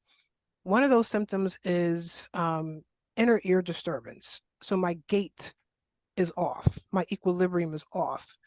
So I was scared. There's still like fear factor I have sometimes, but I was like, if I get out there, I feel too dizzy. Am I going to be okay? And I just kept believing in myself. I just took all the inner critic and the gremlins out and said, okay, I got to keep doing this. I went back to school. Nonprofit field that was my jam for 20 years, from 1997 to 2017. As I see God shifting me into the health and wellness arena, what is that going to be? I thought I was going to be a clinical nutritionist until I was like, I can't pass chemistry to save my life. It was like going back to architecture where I couldn't pass physics or calculus. And they were like, you should look into health and wellness coaching. They're like, you're such an advocate. You're such a coach. And I said, let me try some classes, and loved it. Fell in love with the major, the program. So now I'm at the school where I was once a patient. Now I'm a student. So I got my Master of Arts in Health and Wellness Coaching 2018. So I'm still dealing with some symptoms, but actually going back to school helped to heal me. I learned about Tai Chi, Qigong, meditation, mindfulness, mindful eating. All this was part of our curriculum. I took nutrition classes. So I'm healing myself while I'm in school learning how to be a health and wellness coach for others. So I graduated got my degree that June of 2018, wrapped up classes that August 2018. A few of us said, while we're in the school mode, let's study for the board exam. And we studied for the national board exam and we all passed that November of 2018. So I was like, let's just keep the train running. And pumped out my next book, The Awakening, Pieces of Life, Volume 2. That came out December 2019.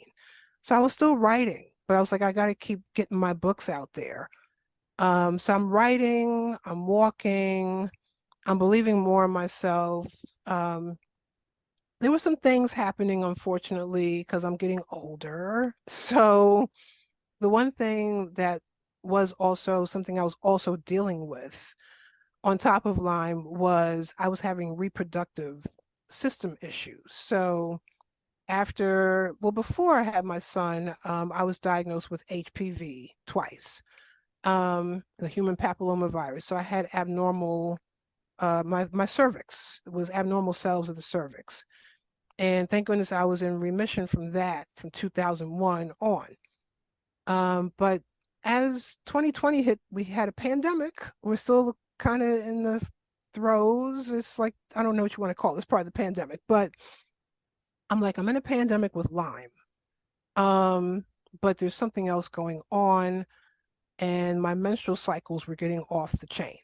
So I already knew I had a cyst in each ovary. I told you my mom died of ovarian cancer. So this was a worry.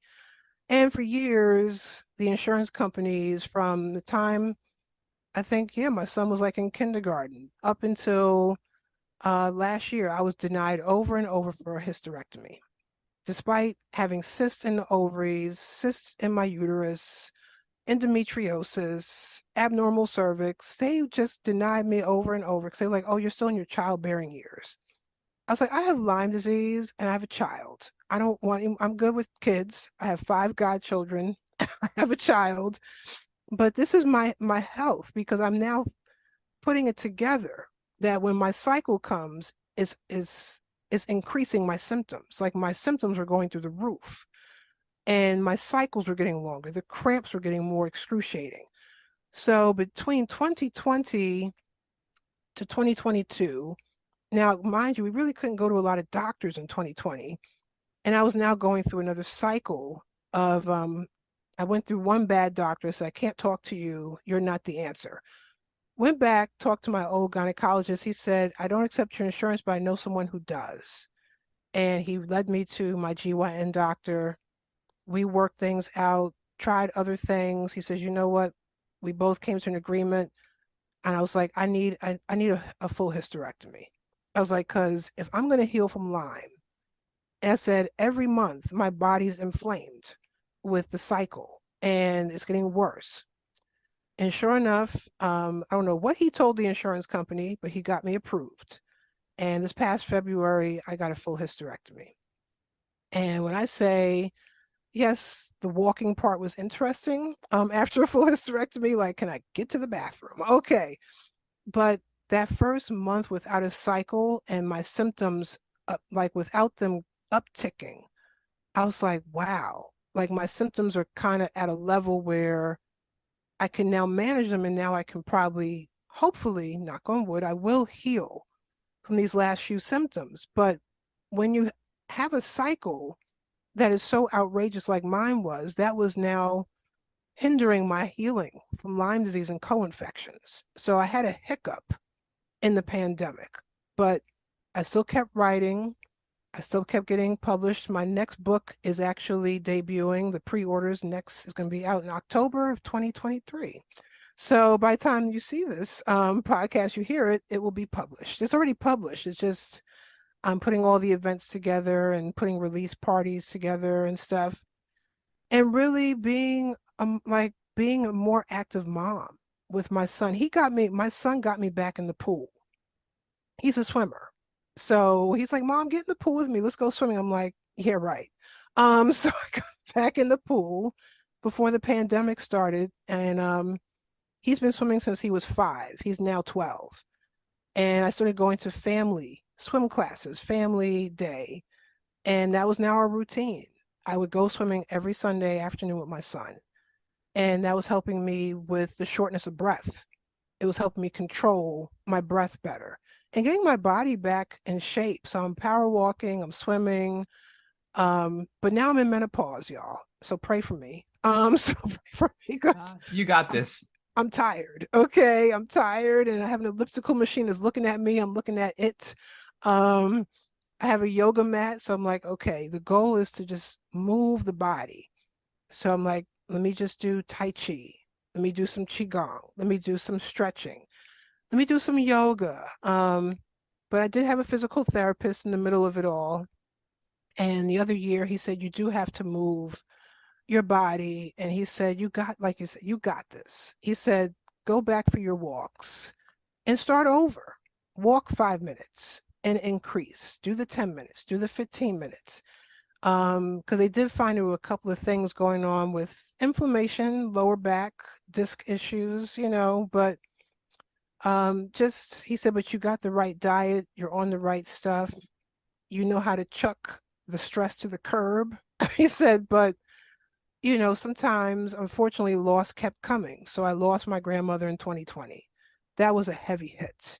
And you want to talk about symptoms really flaring? Yeah. Because I didn't get a chance to say goodbye. And it's the height of the pandemic. We weren't allowed to see her. So I went from seeing her that Christmas 2019 to, oh, I'll see you back again in the springtime, to the lockdown happening March 1st, to the southern states being on travel ban, because at the time, the governor of New York had this travel ban list, and you dare not cross the New Jersey border with southern plates. You were getting turned around. So I never got a chance to see my grandmother since Christmas 2019. And to see her again in a casket threw me. I mean, I was in a flare for a couple of months. It was really bad.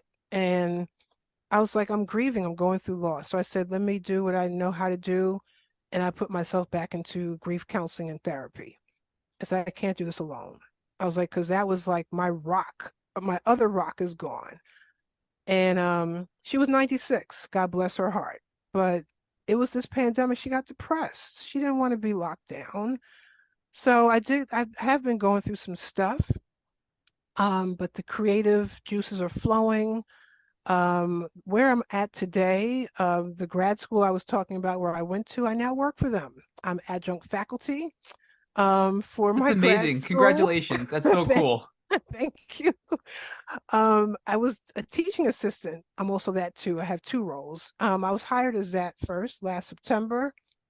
And then it was this February, I asked for more classes. Like, can I help assist more classes? And they were like, we got one better for you. We actually have been thinking about wanting to make you adjunct faculty.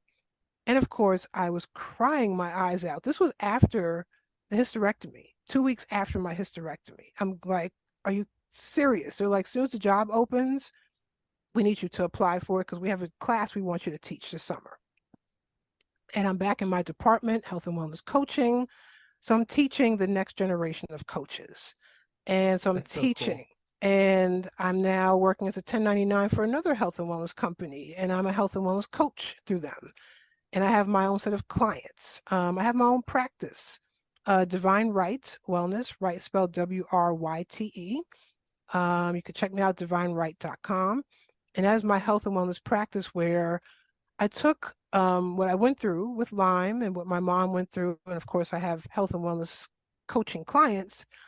But I did one better. I took what I went through with the job experiences and I have a workplace wellness program.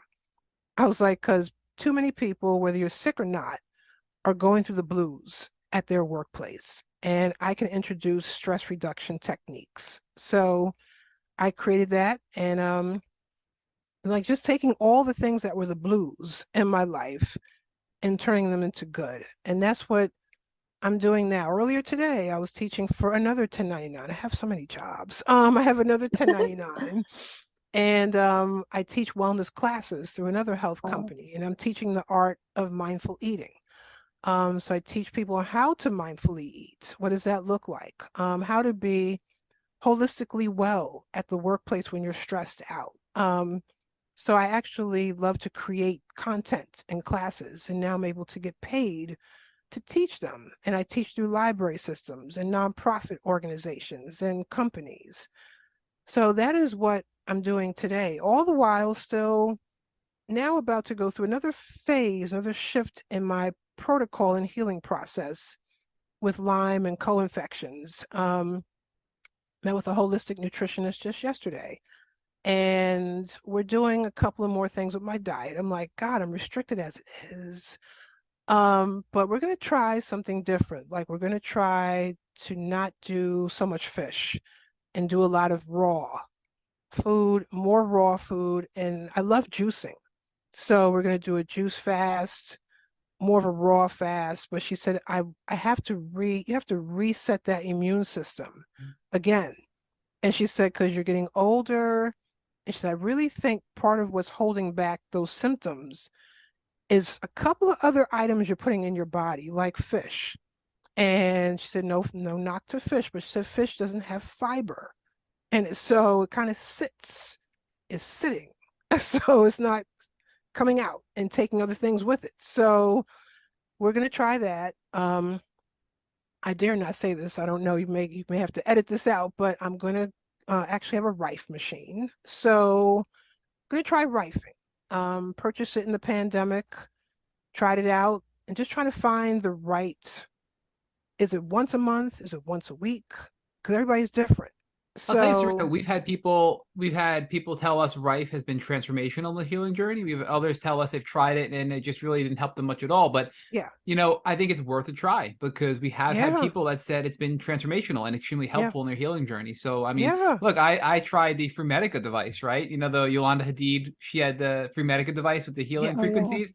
We yeah. had the founder on and I tried that and people Wow. I wore it at work and people were like, "What's wrong with you?" I'm like, "Hey, leave me alone, right?" And I'll try it. It's really you have to weigh the risk versus reward, and the risk is some of Mm, these things I feel is minimal and it's worth a try. So yeah, don't I mean yeah.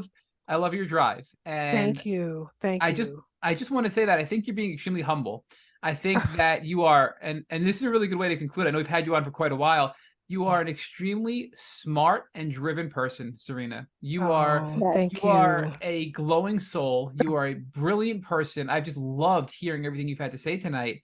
Thank And you. I want to make sure everybody knows how they can find you. And of course, we're going to have all this information in the show notes, and we're going to have hyperlinks there as well for people to learn more. But your website, I've gone through is serenawills.com. That's